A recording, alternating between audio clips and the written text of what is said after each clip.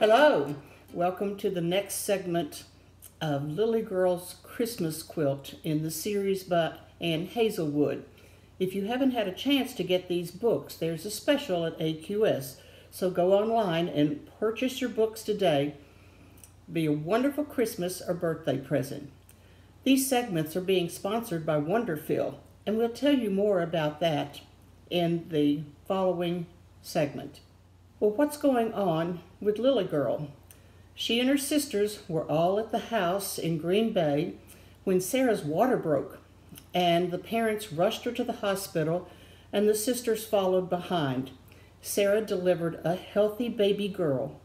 Carl had stayed behind at the house and finished up with the Christmas food. It was a nice, wonderful thing for him to do. After everyone had a chance to see the baby and congratulate Sarah on her wonderful delivery, they went back to the house and had a wonderful Christmas dinner that Carl had put together. Holly called while they were having the breakfast, and she's married to Maurice, whom Lily calls the monster, and he had had another fit over Christmas and demanded that she take down all the direct decorations immediately. It must be a terrible thing for her to have to live with, but she is making that choice. Carl and Lynn and Lily flew back to St. Louis, and Lily had dinner with Marc, and they had very serious conversations. And then Lily had lunch with Alex, and Alex, she gave a Batman watch. Her sisters had laughed when she told him what she was going to give him, but he was a big collector and thrilled to death with the gift.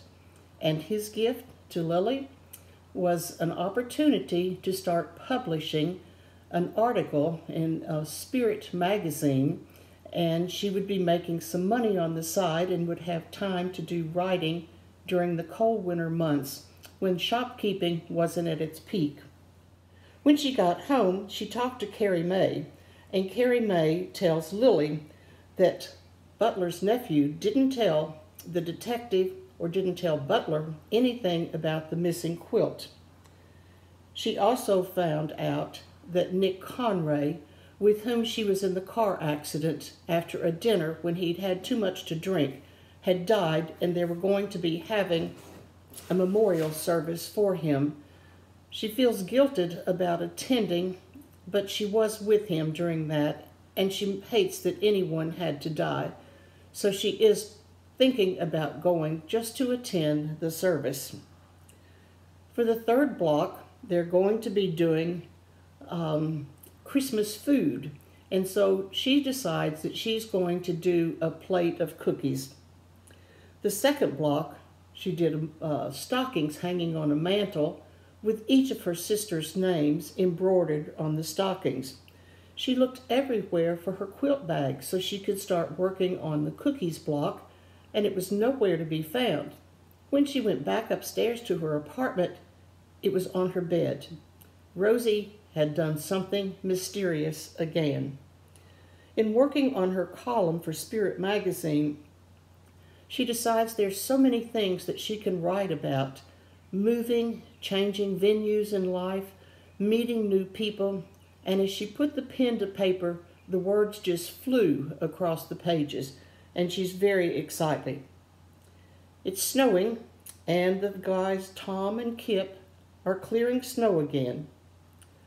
Butler's nephew did not show up. He didn't return the quilt, and he's missing. Sarah is so anxious to get to Augusta and the people she met there, especially Lily, and she needs to get a break from her parents.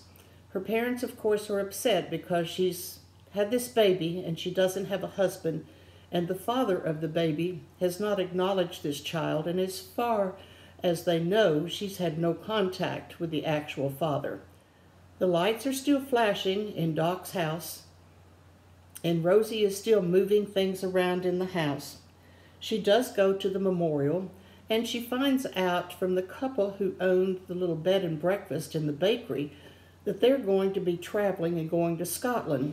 And they ask Lily if she will just keep an eye on the little bed and breakfast.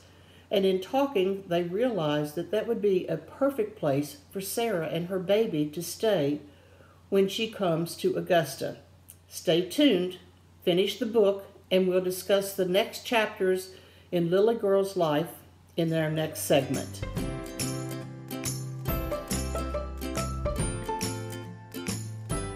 In reading these books and hearing the things that are in Lily's shop that she bought from Carrie Mae, I've gone through my house and found things that are very similar that I too bought in antique shops. One is a wonderful wooden sewing box. Kitty, who's trying to open a quilt shop in Augusta, wanted to buy from Lily's inventory. Another thing that I collect are English memorabilia, and I have a wonderful china cup and saucer with Queen Elizabeth's coronation. And then because some people collect glass pitchers, I have a glass pitcher, and over it I have a doily. A lot of people collect doilies. And if you see the doily on top of the pitcher, if you just get a plain doily, and you can buy them at Walmart or anywhere, it doesn't have to be an antique, sew a few beads around the edge of it, it hangs over the top of the pitcher. So when you're outside on your patio, you don't have any little hungry bees or anything trying to get into the drink on the patio. I also have a perfume bottle with a glass stopper in University of Kentucky blue, of course. And then I have a little Campbell soup doll, boy and girl, that would be perfect under one of the little baby quilts. If you collect similar items like this, please let us know in your comments. I would be delighted to hear of the things that you collect and things that you find in antique shops if you go out to the stores. There are wonderful antique shops all over every town in America, and they're wonderful to go through, spend your time, walk and reminisce, and purchase a few new things. What do you collect? Let us know. These book chat specials this month are being sponsored by Wonderful Specialty Threads. They have 36 unique thread lines for both hand and machine embroidering and serging, ranging from 100 weight to 3 weight in cotton, rayon, metallic materials. They're wonderful threads, and you can go online to quiltweek.com/book club and register to enter this package worth over $600. You have to register by June the 22nd on Monday, and the drawing will be done by Ann Hazelwood next Thursday. Don't miss out on this. If you just wanted to get some of the sample threads, you can go to the same website and get a $17 value package of threads for a $5 shipping fee. These are wonderful opportunities, and we thank so much Wonderful Threads for sponsoring these segments. Hi, I'm Andrew Nagai, President of Wonderful Specialty Threads. Through our pursuit of education, we put together over 1,000 of these beautiful sample packs just for AQS. You can claim these thread packs for free on shopwonderful.com, where you also find tons of inspiring projects and technique videos, as well as extensive specials offered by our list of dealers. Wishing you well and to stay safe from all of us at Wonderful.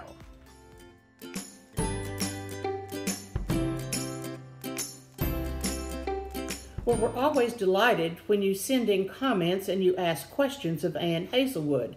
These are the questions that we received to ask Ann this time, and these are her responses. Lily's friend Alex helped her start her writing career. Did someone help you? Ann responded, my first break was meeting Jeff Pfister at a writing conference. He owned Virginia Publishing in St. Louis. I started writing a St. Charles, Missouri travel book, and he was looking to publish something about the quaint area of St. Charles. Later, people were asking for fiction stories about the area, and her editor, Andy Reynolds, and Meredith Schrader of the American Quilter Society had faith in her, and she said that she could do that after she wrote the story of the basement quilt.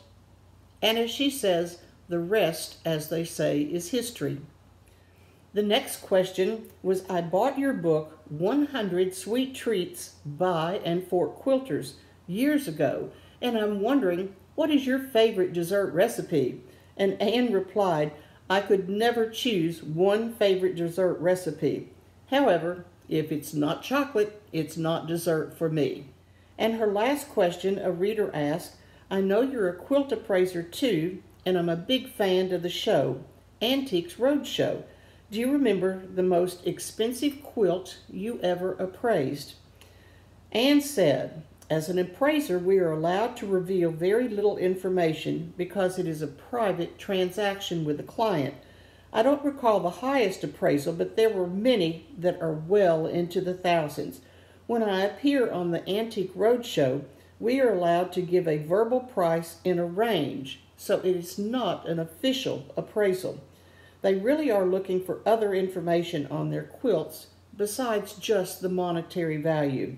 They usually want to know the age of the quilt and the history of the pattern, and those things are very important to her. Ann has a question for you viewers. Who, besides Lily, is your favorite character in the book? And why is she your favorite character? I bet I know who everyone's response will be, but I'll be anxious to see what you send in. Well, I'm so excited. We had several people who made comments, and you're all eligible for the drawing. I have the names in a bowl, and I will draw one out, and this person will win an autographed book from Ann Hazelwood, her bookmark, and a special red and white Lily Girl pen. I will draw. Brenda Peters, you are the winner, and you will be sent an autographed book, a Lily Girl red and white pen, and Ann Hazelwood's bookmark. Congratulations. And don't forget, go to the website and register to win Wonderfield's wonderful package valued at over $600. Don't forget, join us next Thursday. You will have finished reading the book, and Ann Hazelwood will be joining us for the book chat. She will also be drawing a name for this wonderful package from Wonderfield and for another one of her books autographed with a bookmark and a red and white Lily Girl pen. This is Ann Denton, Paducah, Kentucky, Quilt City, USA.